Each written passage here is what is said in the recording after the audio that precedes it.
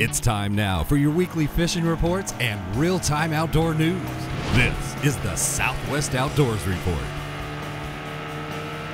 Hi everybody, and welcome to nighttime in the Southwest region. As you can see just over both my shoulders, it is almost dark. And on this week's show, we're going to take you out at night, give you some tips and techniques that will help you get out of the summer heat and into more fish right through the hot weather months. I'd like to welcome you in to Richland Chambers Reservoir, located just east of Corsicana, Texas, in the east central part of the state. It's a good all-around fishery for several species of fish. And on this week's show, we're going to show you why the fish bite better at night. When the air temperature and the heat gets this strong, high pressure days of the peak of summer in our region, the surface temperatures creep up into the 90s. Fishing in the daytime becomes very difficult, if not impossible. However, at night, everything changes on the water, as hopefully you will soon see. And while I'm out doing that on Richland Chambers, we're taking you around the region for your latest fishing reports from our team of reporters scattered around the Southwest, including Cajun Phil and Kevin in Louisiana, Bill Olson on the Texas Gulf Coast, Brian Hughes in Texas Freshwater, and Gary Dollahan in the state of Oklahoma. We'll also have your Lawrence Hot Lake of the Week, show you one great place to fish right now in our region. We'll have the Costa Catch of the Week, a big fish photo, and someone wins free Costa sunglasses. We'll have the Ask the Pro and much more in the next half hour. So while I get the Nitro Z8 launched into Richland Chambers Reservoir, we take you back to the FSN studios. Here's Julie with your weekend planner. I've got great news for all of you weekend anglers. The Salooner tables are indicating the best fishing of the month is going to occur this weekend. Your prime hours will start at 1:15 in the afternoon on Saturday and again at 2:05 p.m. on Sunday. The sun will be rising at 6:43 and setting at 8:23. And we just had a full moon, so it will still be 92% illuminated. Stay with us. We've got fishing updates from around the Southwest, and Wally Marshall joins me on the Whataburger Ask the Pro to talk about which lights work best for crappie fishing at night. The Southwest Outdoors Report is brought to you by Mercury, the official outboard of the Southwest Outdoors Report for 10 years running. By Excite, start positive, stay positive. By Lose Reels and Rods, feel the difference.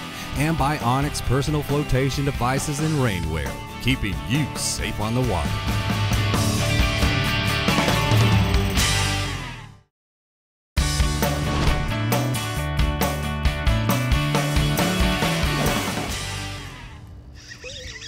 There we go. Hey everybody, we're doing some night fishing on Richland Chambers Lake. Ooh, what have I got? Oh yeah, nice white bass. Let's explain just a little bit about night fishing and what goes on out here in the dark. My thermometer read 101 degrees. The top, several feet of the water column just gets real oxygen depleted, and the fish won't come up and feed in it. They bury down deep. They don't feed, they don't eat much. But when it gets dark, everything changes out here. The water temperature begins to drop, the oxygen level goes up, and the fish push up into shallower water, and you can actually hear them breaking, chasing shad, and feeding actively up in 3 to 5 to 8 feet of water. And that fish came out of probably 6 or 7 feet. Let's let him go back. So we're off to a good start here. Got a fish in the boat, and let's check in right now with Gary Dollahan up in the state of Oklahoma. Hey, a great escape for you in this hot part of summer is the Lower Mountain Fork River below Broken Bow Dam in southeastern Oklahoma. There's a 12-mile stretch of river there that is designated as a year-round trout fishery here in Oklahoma, and a great, beautiful place to visit. A chance to catch rainbows, a chance to catch brown trout. You have blue zone and red zone designations, which between the two you have special restrictions for size and bag limits, with the red zone being for barbless hooks, artificial flies, artificial lures only. Now, I ran into Martin Blaylock, who was up from Dallas fishing this area. He shared with me what he's doing to catch some trout in this river right now. I've been up here for about a day or so. I did have some success this morning, caught a couple of little rainbows up at the evening hole. but this afternoon's been a little bit slow. Right now I'm trying a little copper john. I've seen where this morning I was fishing some red hots and they were working, and I've lost them, so this is the best next thing that I can try at this point. So it's 105, it's hot, but this is a good place to be right now. Mark also pointed out to me that some groups have really done a remarkable job building some pools in the stretch below the spillways that really have enhanced the fishing along the river. He said the pools are great places to fish and they have good access to them. One thing about it, you can't catch them if you don't go. On this week's Lowrance Hot Lake of the Week, I'd like to give a shout out to lots of our good viewers and fans in the great state of Arkansas. Lots of folks watch our show up there and they send in lots of Costa Catch of the Week big fish photos, ask lots of great questions, and send us lots of good info on their fishing lakes. And we're going to highlight one of those on this week's Lowrance Hot Lake of the Week. It's Norfolk Lake, and it's located right now on the Lowrance HDS-10, and as you can see, it's due east of Mountain Home, Arkansas. The lake is 22,000 surface acres, 550 miles of shoreline, and we zoom in and highlight the US 62 bridge that crosses about mid-lake. And we'll show you some detail just north of there where two rivers come together. There are lots of deep bluffs that fall off into 80 and 90 feet of water. The bass will school early, and you can also catch white bass, walleye, and big stripers up to 40 pounds in this deep water.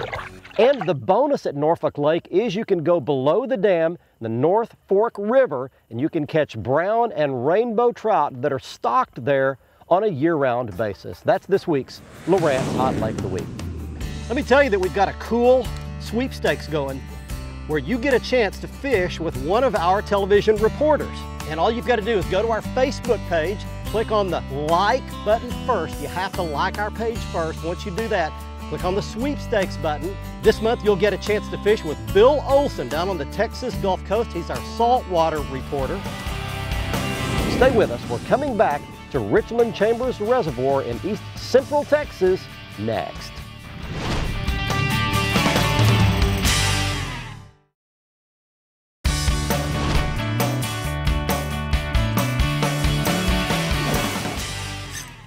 Oh, I got one. All right, hey, we're out here at night and we've got some fish working. It looks like a lot of white bass working tonight. Up he comes. What is it? White bass. Let's talk about safety for just a second. If you're going to come out and do some night fishing, a couple of things that are absolute rules for coming out here. Number one, never do it alone. If you get in some kind of trouble out here in the dark and don't have some help, you could be in big trouble. Secondly, wear your kill switch and your life jacket every time the big motor is in operation. Use a GPS, like my Lowrance HDS system and the built-in excellent GPS and mapping that comes with it standard. Sometimes I like to come out before it gets dark, drive the route that I plan on traveling after it gets dark, lay down a trail. Then all I have to do is keep my cursor right on that trail after it gets dark, and I know I'm not going to hit any stumps or obstructions. And be more careful at night than you would in the daytime. Drive a little slower. Bring a Q-beam so that as you're underway, you can scan that water in front of you and make sure there's not a floating log, a stump, something in that water that you could hit in the dark that you would never know is there. Bring your wireless phone, your cell phone, and make sure you've got a good signal and a strong battery when you're out here. You need to be able to get help if you need it. Let's check in right now with Cajun Phil and Kevin in Louisiana. Hi friends, Cajun Phil here with your Fox Louisiana Fishery Report. I tell you what, let's start off with Lacassine Reserve. We talked about all the vegetation in Lacassine Reserve. You get to throw spoons or frogs. All the rain we've been getting, we've got a lot more water right now, a lot less vegetation. So right now, you can throw just about anything you want in Lacassine Reserve and catch some pretty nice bass. Matter of fact, there have been a couple of 7-pounders come out this week. As far as the saltwater action goes, I told you last week, we'd be right back here on Calcasieu Lake seeing what's going on. Kevin's been having some pretty good trips. Not limiting out, but catching 30 or 40 fish a day. That's redfish and speckled trout. They are catching them though on live bait under a poppet carp. Things are just going to get better and better right now. If you go fishing here in southwest Louisiana, go in the morning. We got afternoon thunderstorms just about each and every day. Till next time, this is old Cajun Phil for Captain Kevin saying happy fishing and may God bless, and we're going to see you folks again next week. Hard pull. A lot of hybrid stripers in Richland Chambers. This is not one. There are a lot of big hybrids in this lake, and you get in the right circumstance out here in the dark under one of these lights and you can catch a big hybrid striper out here at night. Just a lot of white bass tonight. That one goes back. Hey, as we go to the next commercial break, let me tell you a couple of things. Our Costa Catch of the Week contest, where someone gets their big fish photo on the show and on the website each week and wins a free pair of Costa sunglasses. We can only do one of those a week, but we've got a lot of great pictures that folks are sending into our website. We want to show as many of those as we possibly can. So here over the next week or two, be watching, and as we go to break, we're going to roll in quite a few of some Costa Catch of the Week photos that folks have sent in. These won't win prizes, but they're great pictures nonetheless. Our viewers take some wonderful pictures. They're great anglers. Here are some fish photos from the Southwest region as we go to the next break. We'll be back to Richland Chambers in a couple of minutes.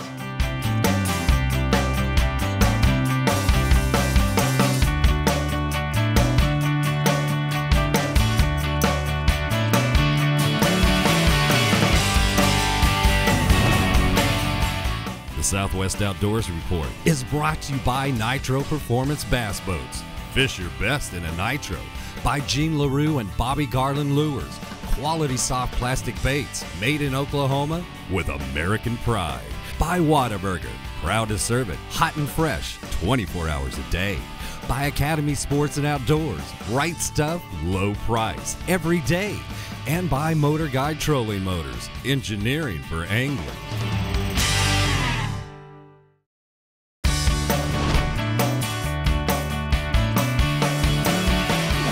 All right, what have we got? Could be a largemouth bass. It is. I got him. How about that, sports fans? Man, he's kind of a sick-looking fish, but what a blast to catch out here at night. Hey, welcome back, everybody. Your Southwest Outdoors Report on Richland Chambers Reservoir. That one hit a little topwater bait. Man, you can catch them on a topwater out here. That's a little Seville chugger topwater bait, and that fish needs to eat some more, but that's a good largemouth bass, and that's what can happen out here in the dark. You want to keep a topwater handy, you want to keep a little swim bait handy, a crankbait. All those will catch fish real well. That's an old beat up bass. We're going to let him go back. Here's why these fish bite at night. The top water column during the heat of the day when it's over 100 degrees gets very oxygen depleted, and the fish just don't come up and feed. They go down there and hang out in deep water and they just don't eat. But when it gets dark, water temperature begins to cool, a little more oxygen in the water, and those fish will move up shallow and they'll feed. And I can actually hear fish busting shad up there in shallow water, eating brim, actively feeding on frogs and snakes and whatever up in shallow water. The fish of all species will go much shallower at night than they ever will in the heat of the day when the weather is this hot. All right, let's head out for your next fishing and lake report from our region. Here's Brian Hughes with your Texas Freshwater Fishing Report. Hi everybody, and welcome to this week's Lone Star Lakes, brought to you by Executive Outfitters.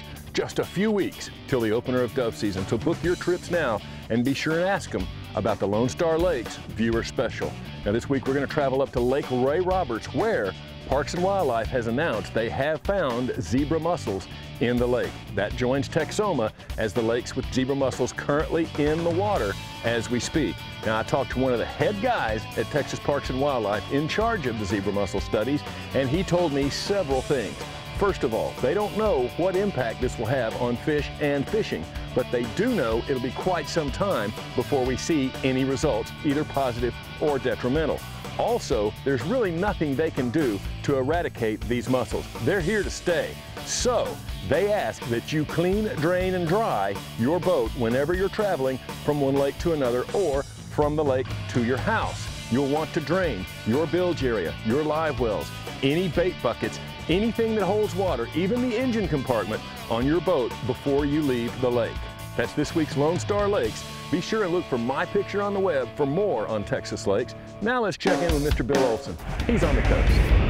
Hi folks, this week's report is brought to you by Port Aransas on Mustang Island, the fishing capital of Texas, where anglers enjoy pristine bays, estuaries, 18 miles of surf, and the deep blue waters of the Gulf of Mexico. Plus, the local restaurants will even cook your catch come sundown. Come fish and play Texas Island style. For more information, visit the website on the screen. Well, there's lots of options awaiting Texas coastal anglers. On the Upper Coast beachfront, the water's been a little sandy. However, good catches have come from St. Joe's shoreline to the National Seashore. Galveston Bay's deep shell continues to give up trout along the Houston Ship Channel, East Galveston Bay, and the well pads. Sabine is seeing continued bird activity as shrimp move into the bay system through the jetties. The short rigs remain good for a variety of fish, including trout, triple tail, and ling. Mid-Bay reefs in East Matagorda and deep grass in West Matagorda have kept anglers hooked up on artificial and live bait. San Antonio Bay's reefs continue to provide a constant bite. The Land Cut, Yarborough, and Nueces Bay are seeing increased redfish activity, with some quality speckled trout being caught on croaker and topwater lures early in the day. Around 3 Islands on the lower Laguna Madre has given up some good trout.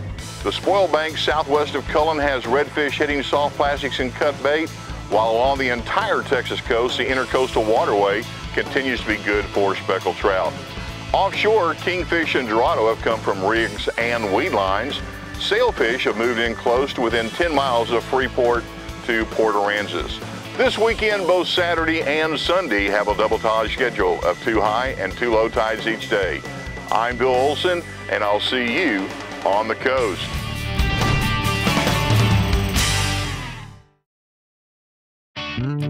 The Southwest Outdoors Report is brought to you by Tracker Boats, Fish the Finest, by Lowrance, and the all-new HDS Gen 2 with Structure Map Overview, by Stren Fishing Lines, the standard of dependability, by Costa Sunglasses, see what's out there, and by Academy Sports and Outdoors, right stuff, low price, every day. Welcome back, everyone. It's time now for our Whataburger Ask the Pro. Our question this week is from Chuck in Texas, who asks, why are green lights better than regular crappie lights for night fishing? For the answer, let's consult Mr. Crappie, Wally Marshall. You know, ever since I was a little boy, back night fishing with my dad using a Coleman lantern, well, today they have green lights, white lights, all kinds of lights, submergible lights, but I like the green light that submerges down underneath the water because it does not draw bugs. And when you put that light down below, say 3 to 6 foot below the surface, it actually lights up the whole bridge that you're sitting under. I like to fish under bridges at night, and so it kind of lights everything up and the bugs don't get on you, and the crappie will come closer to the light than a regular white light. Thanks, Wally. If you have something to ask one of our pros, go to southwestoutdoorsreport.com, click on the Ask the Pro link, and send us your question. Have a great weekend. Now it's time for your Costa Catch of the Week.